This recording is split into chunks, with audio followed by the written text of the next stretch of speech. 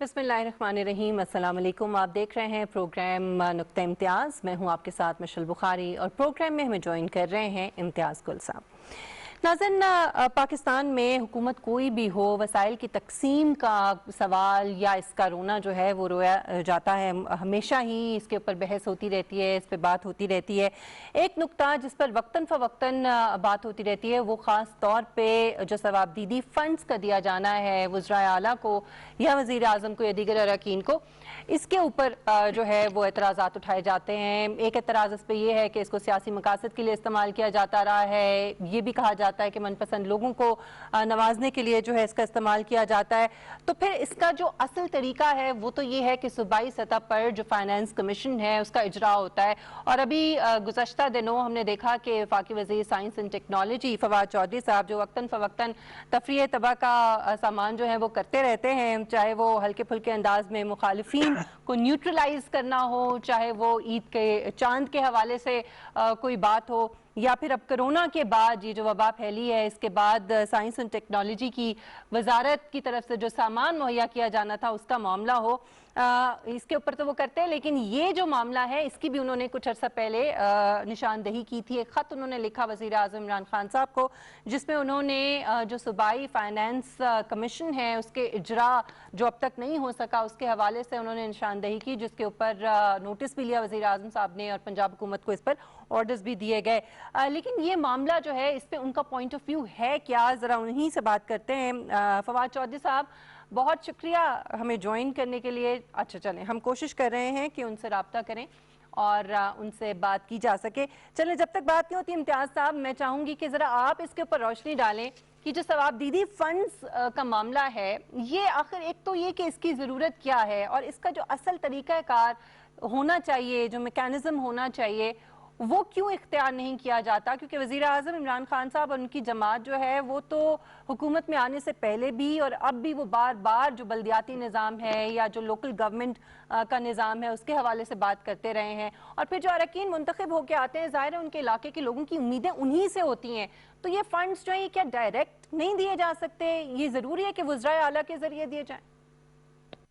सवाबदीदी funds या सवाबदीदी इख्तियारात का mamba असल में 1935 का गवर्नमेंट ऑफ इंडिया एक्ट था, जब रियासत बरतानिया का गवर्नर जनरल इस इलाके के स्याह सफ़ेद का मालिक था। हर किस्म के इख्तियारात उसको हासिल थे, चाहे वो वज़ीर आला या वज़ीरों की तैनाती थी, दिफाई उमूर थे, दाखिला उमूर थे या फिर मालियाती उमूर थे।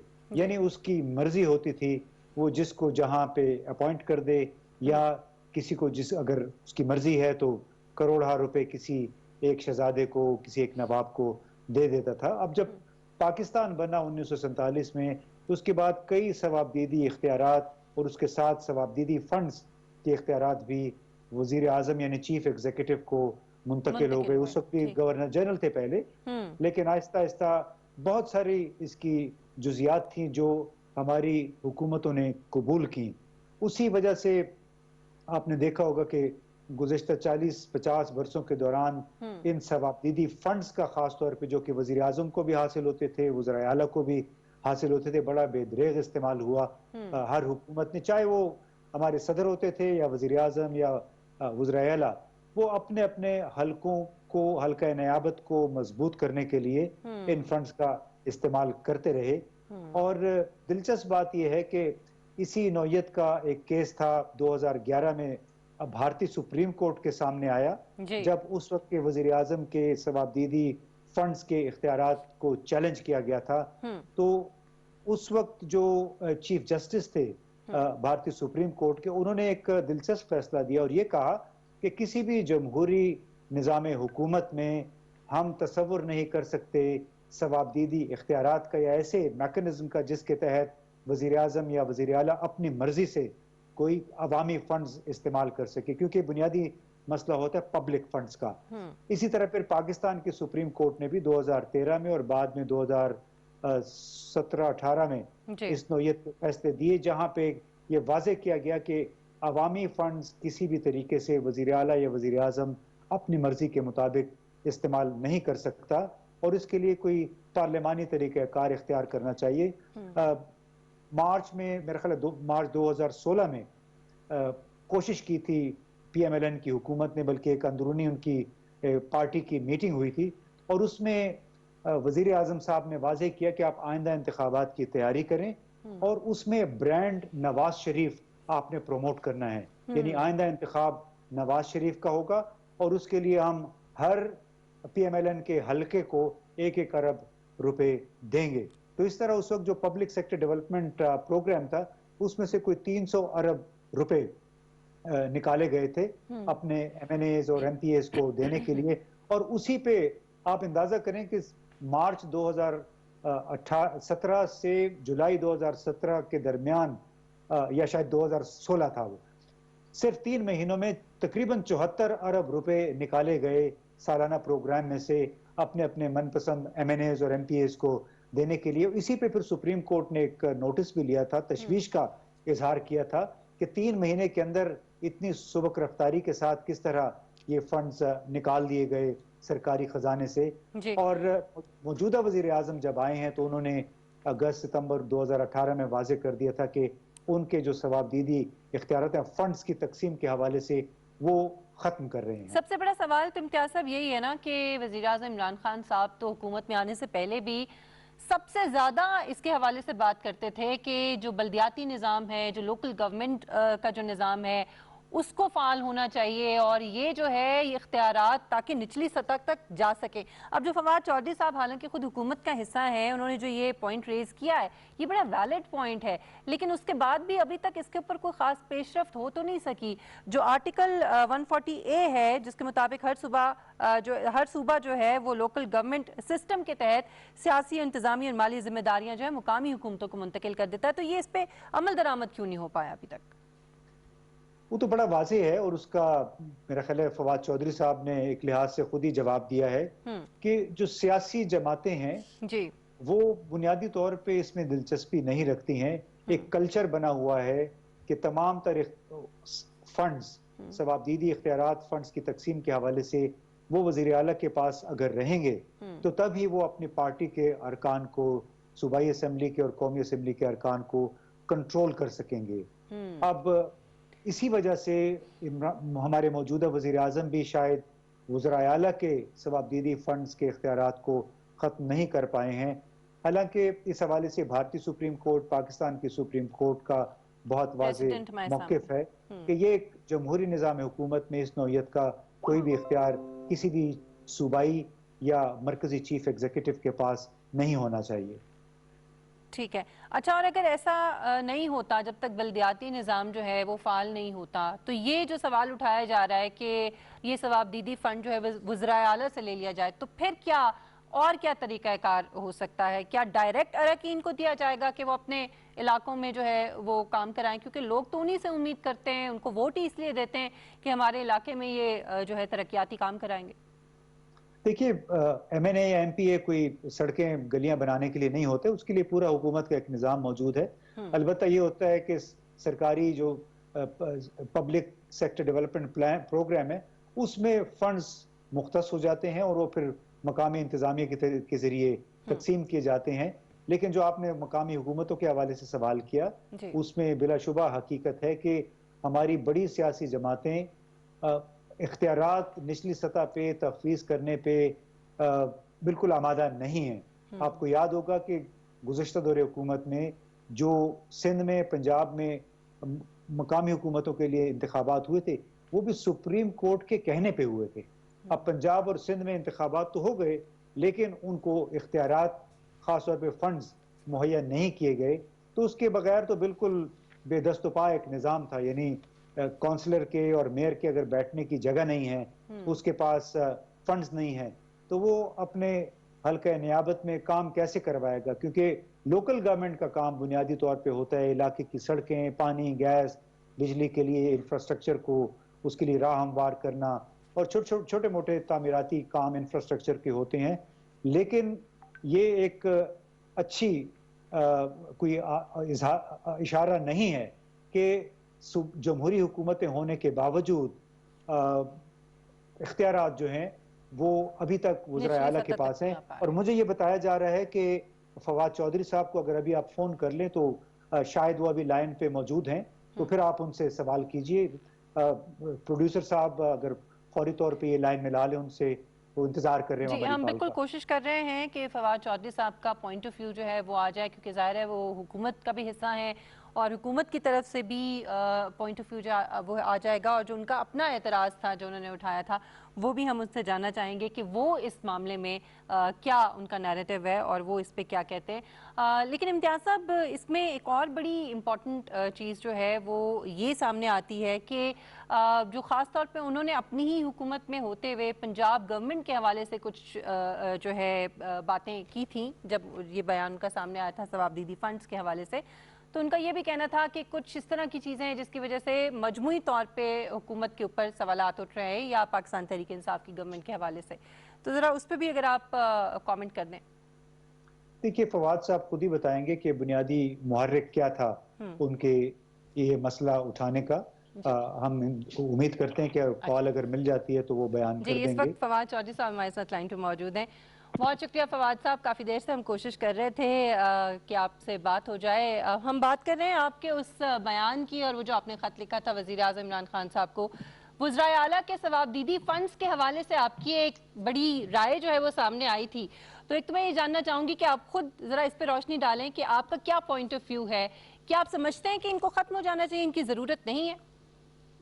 नहीं, देखिए, सबसे पहले तो आप जरा सिस्टम देखिए। सिस्टम ये है कि जी तमाम फवाद, जो आपको मेरी टैक्स आवाज़ है। आ रही?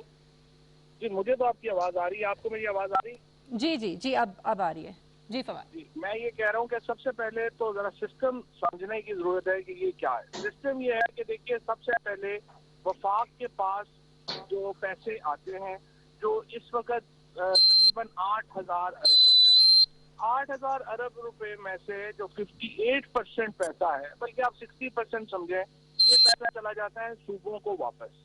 अब असल में जो आर्टिकल 140A है वो ये कहता है कि जो सूबों का पैसा होगा वो इजला में तकसीम होगा एक फार्मूले के हिसाब से। प्रॉब्लम ये हुई कि मुशर्रफ साहब ने जो लोकल गवर्नमेंट सिस्टम यहाँ पे लगाया, उसमें उन्होंने प्रोविंशियल डेवोल्यूशन कर दी डिस्ट्रिक्ट्स के ऊपर, लेकिन सेंटर से प्रोविंसेस को डेवोल्यूशन नहीं की। 18वीं तरमीम में जो डेवोल्यूशन है वो सेंटर से सूबों को कर दी, लेकिन सूबों ने डिस्ट्रिक्ट से इख्तियारात वापस ले लिए। अब ये एक एनॉमली हो गई है कि तमाम पैसा जो है वो जाके प्रोविंशियल हमारे हेडक्वार्टर्स है या कैपिटल्स है वहां पे फंस जाता है, और वहां से वो पैसा आगे डिस्ट्रिक्ट्स को उनके जो हिस्सा है उसके मुताबिक नहीं मिलता, जिसकी वजह से पूरे पाकिस्तान में हम देखते हैं कि जो परसेंटेज अब आप निकालेंगे तो कुछ शहर जो हैं उनको बेपनाह पैसा मिलता है और बाकियों को पैसा नहीं मिलता, जिसकी वजह से एक एनॉमली क्रिएट हो रही है पाकिस्तान।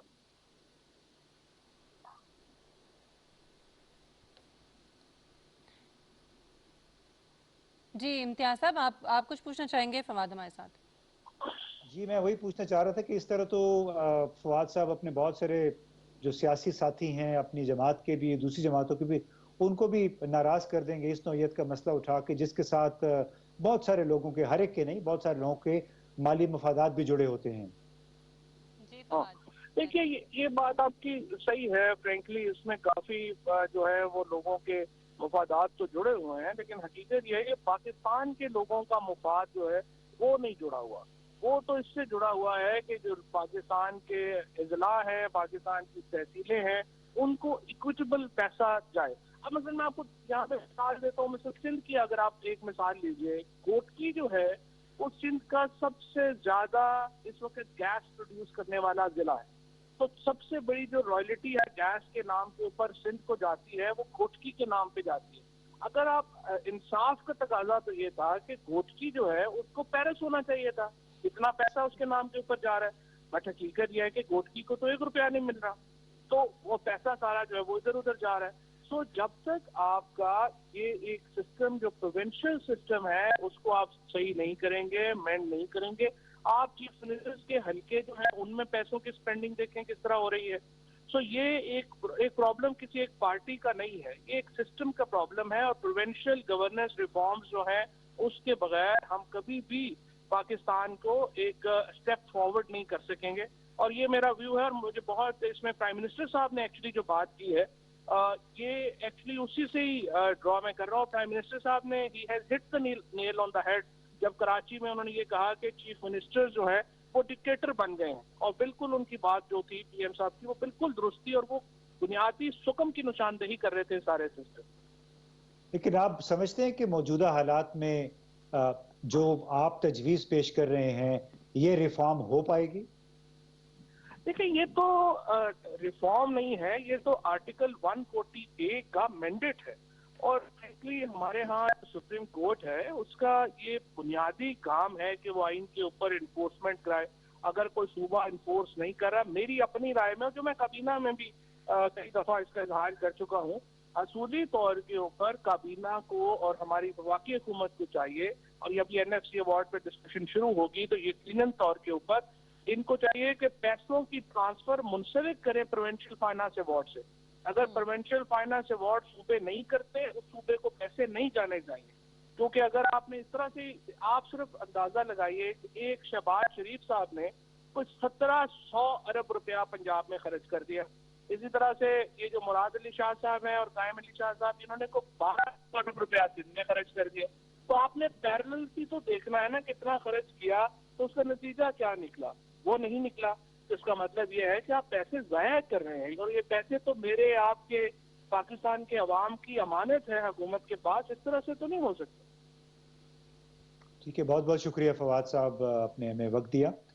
बिलाशुबा एक मुश्किल काम है, और फवाद साहब ने भी ये एतराफ़ किया कि इस नौयत के इक़दामात या ये जो प्रोविज़न है उस पर अमल दरामद कोई आसान काम नहीं है, क्योंकि बहुत सारे सिस्टम के अंदर लोगों के मफादात, माली मफादात इससे जुड़े हुए हैं। अलबत्ता हमें उम्मीद रखनी चाहिए कि आइंदा जो 2-2.5 बरस रह गए हैं इस हुकूमत के, उस दौरान तमाम जमातों को साथ लेके इस हवाले से कोई इत्तेफाक राय पैदा करें, ताकि जो जमहूरियत की तरफ और ग्रास रूट लेवल पे जो जमहूरियत है उसकी तरफ पेशकदमी की जाए, ताकि लोकल गवर्नमेंट को हम फ़रोग़ दें और उसके ज़रिए आम लोगों के मसाइल हल करने का उन्हें मौका मिल सके। अच्छा इम्तियाज़ साहब, वैसे एक क्रेडिट तो हमें देना पड़ेगा फवाद चौधरी साहब को भी और गवर्नमेंट को भी, क्योंकि अमूमन हमने ये देखा कि गवर्नमेंट के अंदर रहते हुए लोग जो हैं वो अगर कुछ गलत हो रहा है तो उसके ऊपर बात नहीं करते। ये बड़ी अच्छी और बड़ी खुशाइन बात है, और बड़ी एक मुख्तलिफ चीज़ नज़र आ रही है इस गवर्नमेंट में कि अंदर से भी अगर कोई चीज़ सही नहीं नज़र आ रही तो उसके ऊपर तनकीद भी होती है, उसके ऊपर सवाल भी उठाए जाते हैं और उस पर बात होती है।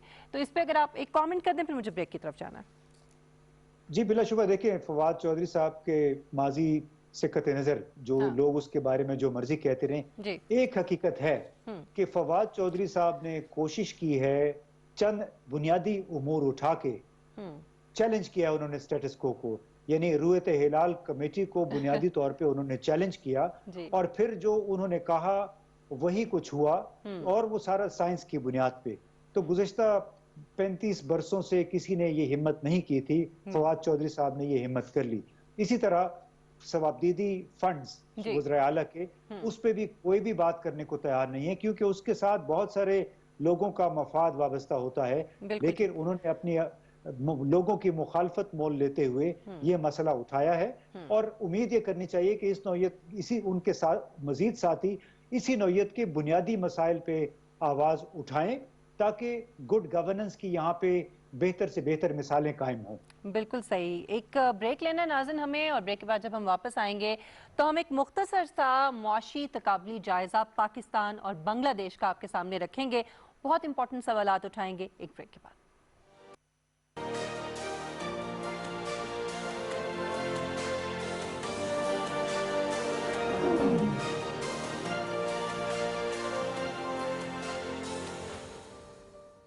वेलकम बैक नाज़िन, कुछ जिक्र करते हैं बांग्लादेश और पाकिस्तान के इक्तिसादी हालात का, क्योंकि अक्सर लोग जब बांग्लादेश की बात करते हैं तो बड़ी रश्क से जो इक्तिसादी आशारिये हैं या जो इंडिकेटर्स हैं उनको देखते हुए बड़ा रश्क जो है वो बांग्लादेश के ऊपर करते हैं। और ये नज़र आता है कि जैसे बांग्लादेश के जो 1971 में जब मशरक़ी पाकिस्तान अलग हुआ था तो जो उस वक्त हालात थे, और उस वक्त पाकिस्तान बहुत बेहतर पोजीशन में था और बांग्लादेश जो है वो खासा कमज़ोर था।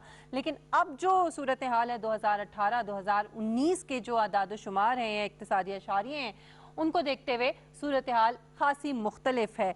कुछ आदाद व शुमार जो हैं वो मैं आपको ये स्लाइड के थ्रू आप देख सकेंगे, और मैं आपको बताती हूँ कि 1971 में क्या हालात थे बांग्लादेश के और पाकिस्तान के, और अब 2018 और 19 में जो है वो क्या हालात हैं। तो अगर हम आबादी का तनासुब देखें तो पाकिस्तान की आबादी 1971 में 60 मिलियन थी, जबकि बांग्लादेश की आबादी जो है वो 65 मिलियन थी, यानी पाकिस्तान से ज़्यादा थी। जबकि अब जो 2018 में जो पाकिस्तान की आबादी है 220 मिलियन, जबकि बांग्लादेश की आबादी 165 मिलियन है, यानी कि पाकिस्तान की आबादी जो है वो बहुत ज़्यादा बढ़ गई है और बांग्लादेश की आबादी इतनी ज़्यादा उसके मुकाबले में जो है वो नहीं बढ़ी। इसी तरह एक्सपोर्ट्स अगर हम सामने रखें तो पाकिस्तान की एक्सपोर्ट्स जो है 1971 में 3.50 बिलियन थी, जबकि बांग्लादेश की 2 बिलियन थी। और अब 2018 में ये जो एक्सपोर्ट्स हैं पाकिस्तान की 20 बिलियन है और बांग्लादेश की 40 बिलियन, यानी 2 गुना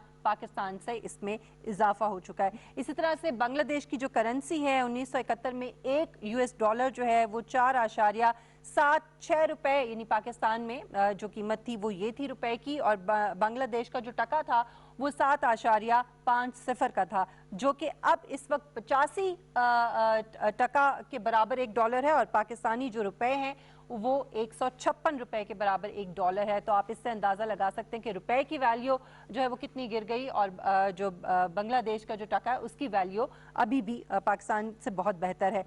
इसी तरह से नंबर ऑफ टैक्स पेयर्स अगर हम देखें तो 2018 में पाकिस्तान के सिर्फ 12 लाख हैं, जबकि बांग्लादेश के 31 लाख जो है वो इनकी तादाद है। इस तरह से एक्सटर्नल डेट जो है वो पाकिस्तान की 106 बिलियन, जबकि बांग्लादेश की $33 बिलियन है, और जो डेट पर कैपिटा है वो पाकिस्तान का 1,56,000, जबकि बांग्लादेश का सिर्फ 35,000 टका है।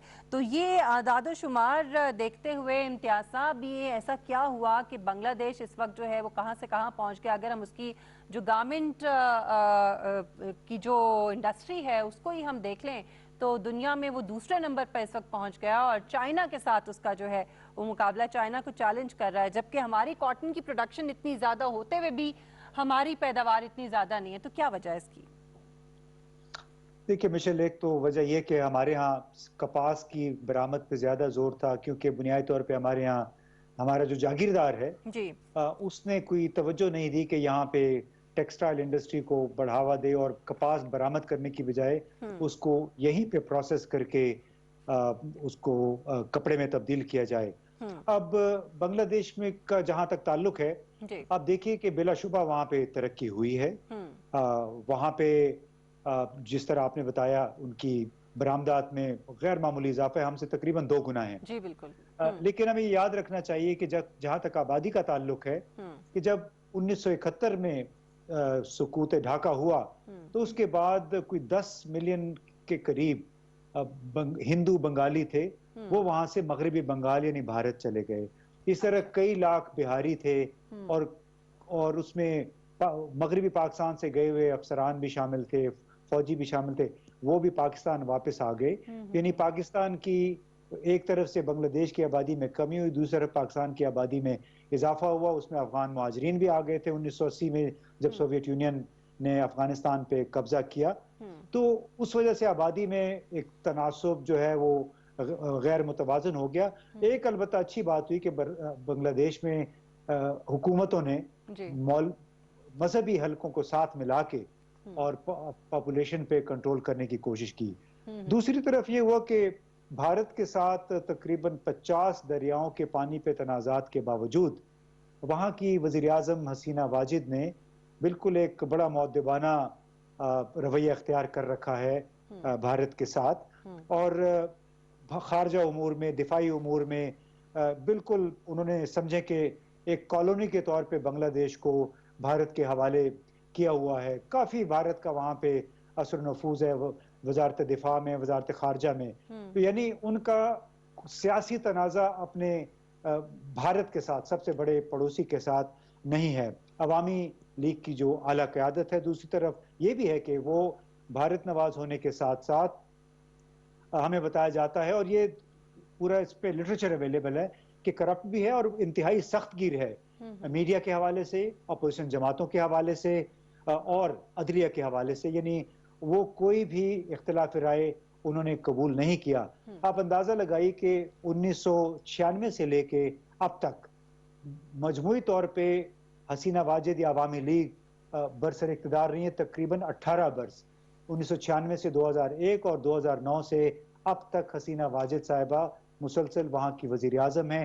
ایک البتہ انہوں نے یہ اچھا کیا کہ مکمل جو توجہ تھی وہ ٹیکسٹائلز کو اور دوسری انڈسٹری کو فروغ دینے پہ رہی، جس کی وجہ سے ٹکا جو کرنسی ہے ان کی، اس کی صورتحال بھی بہتر ہے، اور ٹیکسٹائل یعنی گارمنٹس میں انہوں نے کافی ترقی کی ہے۔ ہاں البتہ اگر پاکستان جیسے مسائل کا سامنا کرنا پڑتا ہے، یعنی 1971 سے ہم مسلسل بحرانوں کا شکار ہیں، 1977 کا ماشاء اللہ، 1979 میں سوویت یونین کا افغانستان پہ قبضہ، 1986 میں سیاچین پہ بھارت کا قبضہ، بھارت کے ساتھ ہمارا مسلسل کشمیر پہ ایک تنازع چلے آ رہا ہے، پھر 2001 میں افغانستان میں جو دہشت گردی کے خلاف جنگ شروع ہوئی، اس میں پھر پاکستان ملوث ہوا۔ تو یعنی آپ دیکھیں کہ مسلسل 35-40 برسوں سے پاکستان ایک طرف بین الاقوامی جو سیاست کا ایک اس میں جزو رہا ہے بڑی طاقتوں کی آپس کی چپکلش کی وجہ سے، دوسری طرف بلا شبہ ہمارے داخلی بحران رہے ہیں، مسلسل فوجی اور سول حکومتوں کی پالیسیاں بھی اس صورتحال کا سبب بنی ہیں۔ البتہ یہ میں بالکل واضح ہوں اس بات پہ کہ مورخ جب بھی پاکستان، بنگلہ دیش، بھارت کا موازنہ کرے گا تو ان تینوں ملکوں کے معروضی حالات کا بھی ضرور جائزہ لے گا، جس کی وجہ سے ان تینوں ملکوں کی اقتصادی ترقی کی ٹریجیکٹری مختلف رہی ہے۔ اچھا، اس میں کچھ اور اعداد و شمار بھی میرے پاس تھے امتیاز صاحب، تو وہ چونکہ وقت ہے ہمارے پاس تو میں چاہوں گی کہ وہ بھی شیئر کر لیں اگر آپ اس کے اوپر کامنٹ بھی کرنا چاہیں تو۔ ایک تو یہ کہ بنگلہ دیش اس وقت جو آئی ٹی کا شعبہ ہے اس میں 6 lakh free lancer I T professionals کے ساتھ دنیا میں پہلے نمبر پر ہے، اور بنگلہ دیش یہ جو ٹیکنالوجی ہے یہ بنگلہ دیش کو عالمی معیشت میں جگہ بنانے میں بھرپور جو ہے وہ معاونت فراہم کر رہی ہے، جس کی وجہ سے انویسٹرز جو ہیں دنیا بھر کے جو سرمایہ کار ہیں ان کا رخ جو ہے وہ ڈھاکہ کی طرف ہو چکا ہے، کیونکہ وہاں 100 خصوصی اکنامک زونز جو ہیں وہ بنائے جا رہے ہیں، اور اس سے جو انویسٹرز ہیں ان کو انکریج کرنے کے لیے جو بھاری ٹیکسز ہیں ان میں غیر معمولی سہولت دینے کے منصوبے جو ہیں وہ بھی اس وقت قابل عمل ہیں۔ اس کے علاوہ جو بنگلہ دیش کی گارمنٹ ایکسپورٹس ہیں امتیاز صاحب، اس میں سالانہ 16% کی شرح سے اضافہ ہو رہا ہے۔ تو یہ آپ دیکھیں نا کہ کیا یہ جو ہم تمام حالات بتاتے ہیں یا ہمیں اتنے چیلنجز کا سامنا کرنا پڑا، کیا آپ سمجھتے ہیں کہ یہ جو اتنا زیادہ فرق بڑھتا جا رہا ہے یہ جسٹیفائیڈ ہے کہ ہم ان تمام مسائل کو وجہ بنا لیں اس کی؟ دیکھیے میں تو سمجھتا ہوں کہ جس طرح سنگولر فوکس حسینہ واجد صاحبہ نے اقتصادی ترقی پہ رکھا ہوا ہے، ایک چارٹر ہے، اس میں انہوں نے کسی کی پرواہ نہیں کی، اپنے جو دفاعی امور ہیں، خارجہ امور ہیں، اس پہ انہوں نے توجہ نہیں دی، سمجھے کہ وہ بھارت کے حوالے کیے ہوئے ہیں۔ اقتصادی صورتحال پہ وہ مکمل طور پہ ان کے اپنے کنٹرول میں، حالانکہ ان کے اوپر بھی کرپشن کے بڑے الزامات لگے ہیں، ان کے بیٹے جو کہ باہر رہتے ہیں ملک سے، لیکن ان کافی حد تک وہ ان کی انوالومنٹ ہے۔ تو میں سمجھتا ہوں کہ پاکستان کی تمام سیاسی جماعتوں کو مل بیٹھ کے ایک میثاق اقتصادیات، میثاق معیشت پہ اتفاق رائے کرنا پڑے گا، ایک ایسا میثاق، ایسا چارٹر جس کے تحت وہ اس بات پہ اتفاق کریں گے اور عزم کا اظہار کریں گے کہ کسی بھی حکومت کی شروع کی ہوئی اقتصادی پالیسی یا پروجیکٹ کو تہ و بالا نہیں کیا جائے گا جس طرح ماضی میں ہوتا رہا ہے، اور یہ کہ معاشی منصوبوں کو کسی بھی ایک شخصیت کے، کسی بھی ایک سیاسی جماعت کی خواہشات کے تابع نہیں کیا جائے گا۔ اگر یہ ہو گیا، یعنی ہم نے داخلی سیاست کو ہمارے اقتصادی مسائل سے علیحدہ کر دیا، تو پھر کوئی وجہ نہیں کہ پاکستان بنگلہ دیش یا بھارت کی طرح دن دوگنی اور رات چوگنی ترقی نہ کر سکے۔ امتیاز صاحب ابھی تو سوال ہم یہ اٹھا رہے ہیں نا کہ اگر ایسا ہو گیا، یعنی کہ ابھی آغاز بھی اس سفر کا جو ہے وہ ہم اس طرح سے نہیں کر پائے ہیں، امید تو یہ ہے کہ اللہ کرے کہ یہ سفر، اس کا آغاز کم از کم ہو جائے تاکہ پھر ترقی کی اس چارہ پہ ہم آگے بڑھ سکیں۔ جی بلا شبہ، کہتے ہیں پیوستہ رہ شجر سے امیدیں بہار رکھ، ہمیں امید کرنی چاہیے کہ اس وقت ہمارے سیاستدان، ہماری فوج، ہمارے اعلیٰ عدلیہ، وہ تمام اس بات کا احساس کر رہے ہیں کہ پاکستان کی بقا، پاکستان کی اقتصادی ترقی میں ہے، اور اقتصادی ترقی اسی صورت میں ہوگی جب تمام سٹیک ہولڈرز اپنے اپنے حصے کے کام کرتے رہیں گے. یہ نہ ہو کہ انتظامیہ ہماری ایک پروجیکٹ شروع کرے اور اس کے اوپر عدلیہ آ کے کوئی قدغن لگا دے، یا فوج کوئی کام کرے اور اس کے اوپر پھر کوئی قدغن آ جائے انتظامیہ کی طرف سے یا عدلیہ کی طرف سے. ایک دوسرے کے معاملات میں دخل اندازی کی بجائے ایک دوسرے کو فیسیلیٹیٹ کریں. اور دیکھیے پاکستان کی اقتصادی ترقی ہوگی تو تمام ادارے بھی پھلیں گے پھولیں گے، عوام کا بھی اس میں بھلا ہوگا. تو میں امید یہی کرتا ہوں کہ آنے والے مہینوں میں، سالوں میں اس امر پہ شاید کوئی پیش رفت ہو جائے کہ دونوں تمام سٹیک ہولڈرز کسی ایک میثاق پہ، ایک ایسے چارٹر پہ آمادہ ہو جائیں، اتفاق کر لیں، جس سے پاکستان کی صنعتی ترقی کی، اقتصادی ترقی کی راہ میں حائل بیوروکریٹک رکاوٹیں اور پروسیجرل رکاوٹیں دور ہو سکیں. اور دلچسپ بات یہ ہے امتیاز صاحب کہ یہ جو سب کامیابیاں بنگلہ دیش کو حاصل ہوئی ہیں، یہ اس حالت میں ہوئی ہیں جب انہیں خطرناک ترین موسمیاتی تبدیلیوں کے ساتھ ساتھ جو شدید ترین سیلابوں اور سمندر کی بڑھتی ہوئی سطح کا چیلنج جو ہے وہ درپیش ہے. جبکہ پاکستان دنیا کی بہترین جو پیداواری صلاحیت کی زمین ہے پاکستان کے پاس ہے. ہماری کپاس، دیگر زرعی جو اجناس ہیں ان کی پیداوار جو ہے وہ اس کے باوجود مسلسل پاکستان میں کم ہو رہی ہے. پھر ہماری جو غریب باصلاحیت خواتین ہیں وہ انفارچونیٹلی گھروں تک محدود ہیں. ان کے ہنر کو بڑے صنعتی یونٹس تک جو ہے وہ اس طرح سے نہیں پہنچایا جا سکا تاکہ یہ بڑے لیول کے اوپر جو ہے وہ خدمات دے سکتی. تو میرے خیال میں ہم امید کرتے ہیں کہ اس وقت ملک کی تاریخ میں یہ بھی بڑی خوش آئند بات ہے کہ تمام جو ادارے ہیں وہ ایک ہی پیج پہ ہیں. اور اللہ کرے کہ آنے والے دنوں میں ہم دیکھیں کہ یہ جو ترقی کا سفر ہے وہ پاکستان میں بھی بڑی تیزی سے شروع ہو جائے تاکہ ہم اپنی منزل کی طرف بڑھ سکیں. ایک بریک مجھے لینا ہے ناظرین، بریک کے بعد ہم واپس آئیں گے تو بات کریں گے کووڈ-19 کی، جس کی وجہ سے بہت سارے جو ادارے ہیں وہ متاثر ہوئے ہیں، لیکن ان میں خاص طور پہ جو ایجوکیشن ہے اس کے اوپر کیا اثر پڑا، اس پہ بات کریں گے. ایک بریک کے بعد ہمارے ساتھ رہیے گا.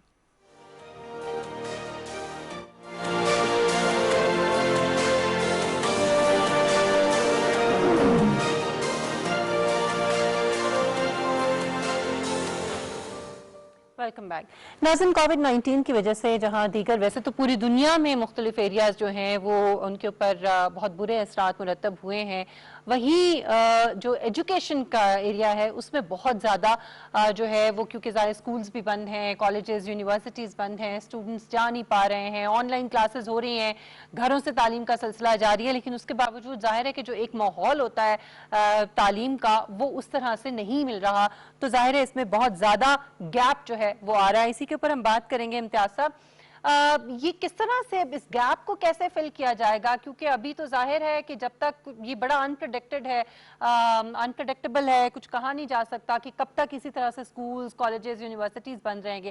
چلیں سکولز کا جو حرج ہے وہ تو کسی حد تک ماں باپ بھی جو ہے وہ کسی نہ کسی طرح سے جو سکول لیول کے بچے ہوتے ہیں ان کو کچھ نہ کچھ تھوڑا سا ہیلپ آؤٹ کر دیتے ہیں، لیکن جو ہائر لیول کی جو ایجوکیشن ہے اس کے لیے تو بہت زیادہ مشکل ہے کہ گھر پہ بیٹھ کر اسٹوڈنٹس جو ہیں وہ اپنی تعلیم جاری رکھ سکیں.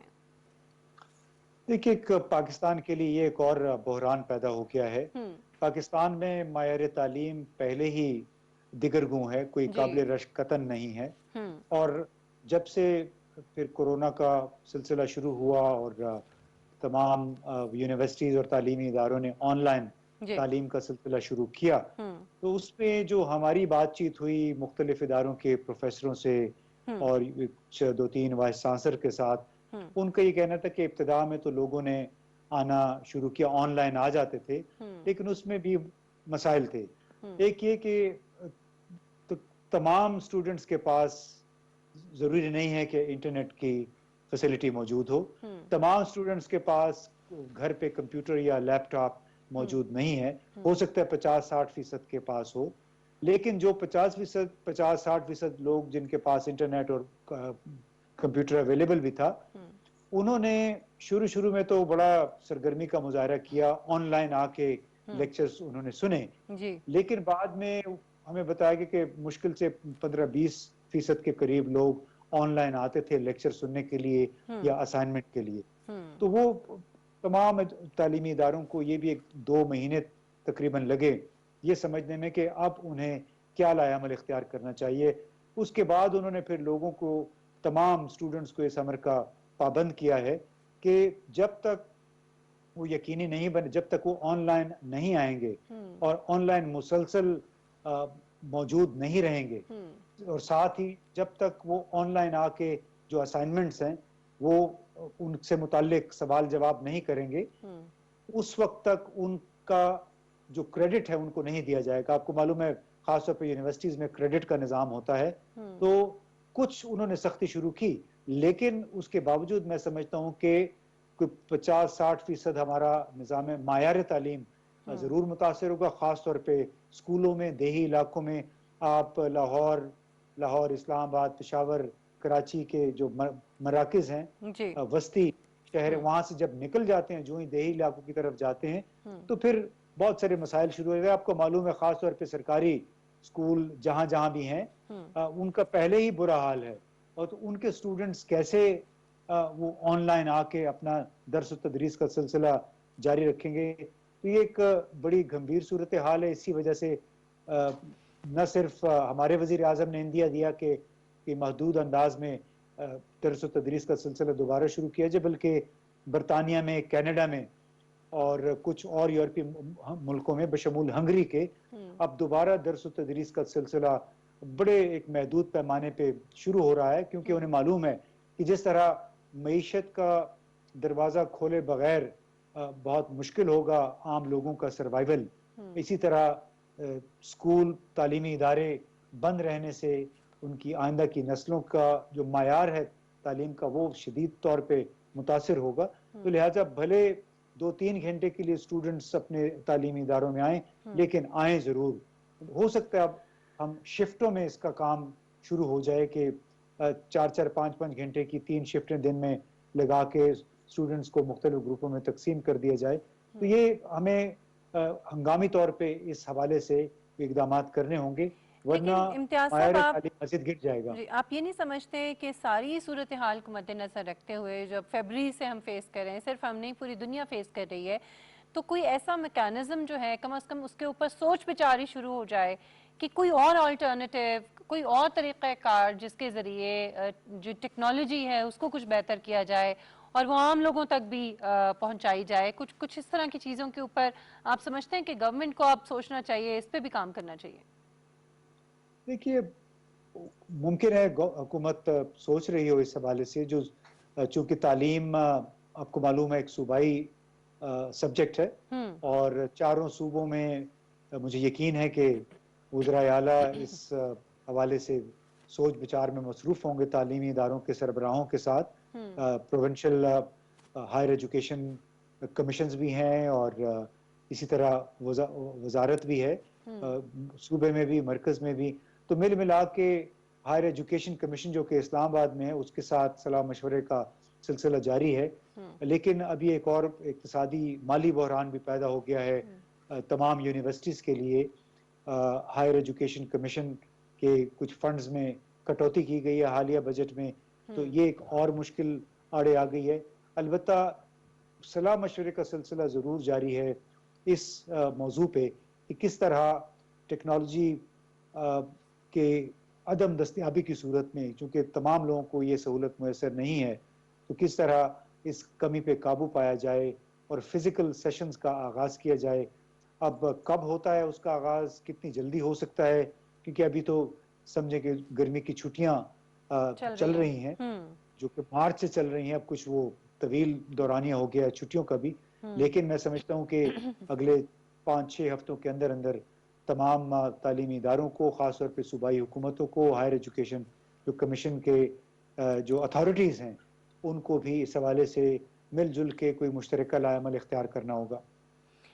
ठीक है, और हम चूँकि जानते हैं कि इतना बड़ा चैलेंज है ख़ास तौर पे पाकिस्तान जैसे मुल्क के लिए, जहाँ पर जो वसाइल हैं वो महदूद हैं और पहले ही जहाँ पे जो हमारा एजुकेशन सिस्टम है उसके पे बहुत सारे सवालात जो उठाए जाते हैं, और फिर अब ये उसमें कोविड-19 का इतना बड़ा मसला जिसकी वजह से बच्चों को, स्टूडेंट्स को घरों तक महदूद होना पड़ा है और वो कॉलेजेस, यूनिवर्सिटीज़ और स्कूल्स जा ही नहीं पा रहे। तो फिर ये जो तालीम का इतना बड़ा जो गैप आ गया है, इसको कैसे फिल करेंगे? इसके लिए जो सबसे ज़्यादा और सबसे इम्पॉर्टेंट बात है वो ये है कि हुकूमत के साथ साथ जो दीगर जो हमारे तालीमी जो एक्सपर्ट एक्सपर्ट्स, एजुकेशनल एक्सपर्ट्स हैं, वो भी इसके ऊपर गवर्नमेंट को सपोर्ट करें। हमारी जो अपोजिशन है वो भी मिल बैठकर गवर्नमेंट के साथ इन तमाम मामलात के ऊपर जो है वो मशावरत करें, और अगर उनके पास कोई सजेशंस हैं तो वो भी गवर्नमेंट को दें, ताकि मजमूई तौर पर पूरे मुल्क का सोचा जाए। और इस वक्त ये वक्त नहीं है कि सिर्फ अपनी अपनी बात की जाए या इंडिविजुअल लेवल के ऊपर अपनी अपना जो है वो सोचा जाए, बल्कि कलेक्टिव लेवल के ऊपर हमें अपने मुल्क का और अपनी कौम का सोचना होगा, तभी इन मामलात से, इन मुश्किलात से हम निबर्द आजमा हो सकेंगे। नाज़रीन, प्रोग्राम का वक्त जो है वो ख़त्म होने वाला है, लेकिन उससे पहले हमारे पास एक बड़ी इंटरेस्टिंग और बहुत ही इंस्पिरेशनल एक वीडियो है जो मैं चाहूँगी कि आपके साथ शेयर करूँ। और इसमें मैं चाहूँगी जुनैद कि अगर आप ये वीडियो प्ले कर दें, तो इसमें आप देख सकते हैं कि ये दो एथलीट्स दिखाए जा रहे हैं। इम्तियाज साहब, आपने भी ये वीडियो देखी, मैं चाहूँगी कि आप भी इस पे कमेंट कीजिए।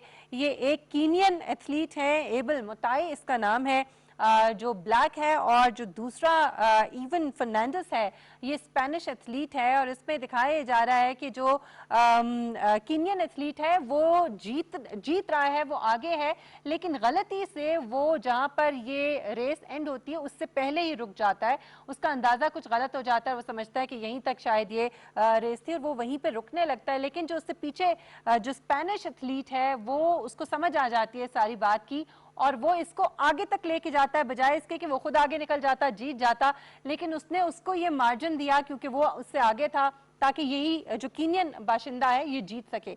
तो ये इस पे आप क्या कहेंगे? क्योंकि उसके बाद उससे पूछा गया जब ये सवाल कि तुम भी तो जीत सकते थे, तो उसने बड़ा ही जबरदस्त जवाब दिया। उसने कहा कि फिर मैं जस्टिफाइड ना होता, मैं अपने आप को कैसे इत्मीनान देता, क्योंकि मैं जीत नहीं रहा था, जीत उसकी बनती थी तो उसी को मिलनी चाहिए थी। इम्तियाज साहब, would you like to have a comment? देखिए, इसमें सबके लिए बड़ा सबक है कि दूसरों के कंधों के ऊपर से जाके आप कामयाबी हासिल करने की कोशिश ना करें, क्योंकि वो कामयाबी नहीं होती, हाँ। बल्कि धोखा होता है। इसमें इंतहाई शानदार स्पोर्ट्समैन स्पिरिट का मुजाहरा किया, उसके साथ साथ एक ईमानदारी का और अपने उसके शऊर का एक तकाजा था। उसने ये बताया कि अगर मैं उससे आगे चला भी जाता तो उसमें मेरा क्या कमाल था, लिहाजा मैं ऐसी कामयाबी का सेहरा अपने सर नहीं बांधना चाहता था जो मैं जिसका मैं हकदार ही नहीं था। क्योंकि वो तो केनियन एथलीट गलतफहमी की वजह समझा कि शायद हमारी फिनिशिंग लाइन खत्म हो गई है, वहीं ठहर गया। हाँ। तो मेरा ख्याल है सबके लिए सबक है कि आप जिंदगी गुजारें, ईमानदारी के साथ, दयानतदारी के साथ गुजारें, और जो इस तरह से आपको जो कामयाबी मिलती है उसका मजा ही कुछ और होता है।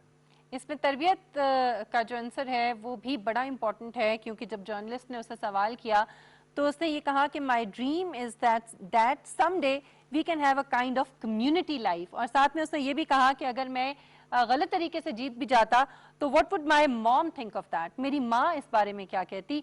यानी कि उसकी तरबियत ऐसी की गई थी कि उसको सही और गलत जो है उसका एहसास कराया गया था और उसकी तरबियत दी गई थी, उसे बताया गया था। और इसी वजह से उसको ये भी खौफ था कि अगर मैं गलत करूँगा तो इस पर मेरी माँ जो है वो ज़ाहिर है एतराज़ करेगी। तो ये एक बहुत बड़ा सबक है इस वीडियो के अंदर हमारे बच्चों के लिए, हम सब के लिए, कि आप शॉर्टकट्स इख्तियार करके अगर आप कहीं पहुँच भी जाते हैं तो मेरे ख्याल में इत्मीनान कल्ब जो है वो इंसान को हासिल नहीं हो सकता। इसी पॉजिटिव नोट पर प्रोग्राम को ख़त्म करते हैं। इम्तियाज़ गुल साहब, आपका भी बहुत शुक्रिया। नाज़रीन, मिशेल बुखारी को इजाज़त दीजिए। इंशाल्लाह अगले हफ्ते आपसे मुलाकात होगी। अपना ख्याल रखिएगा। अल्लाह हाफ़िज़।